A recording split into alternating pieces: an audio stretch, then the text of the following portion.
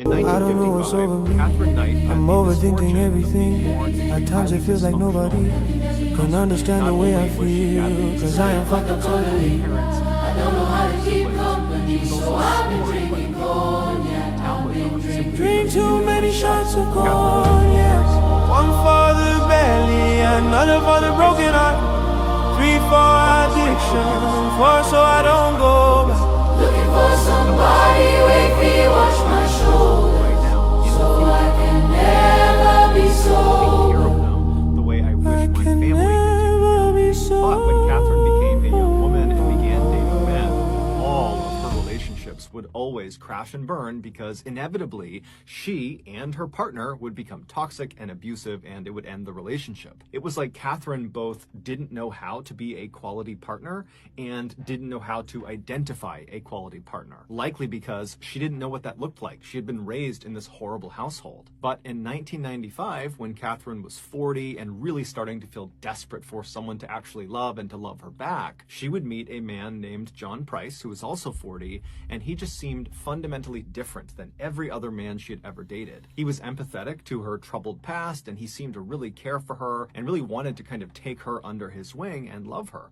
And so immediately Catherine just fell head over heels in love with John, and in return it seemed very much like John had fallen head over heels in love with Catherine. That year, Catherine moved in to John's house where he lived with his 3 young daughters, who right away took a liking to her. And so for the first time, Catherine felt like her life was really going the way she wanted it to go. But unfortunately, this would not last. Despite the seemingly perfect start to Catherine and John's relationship, it eventually began to sour when Catherine began to ask John if they were ever going to get married.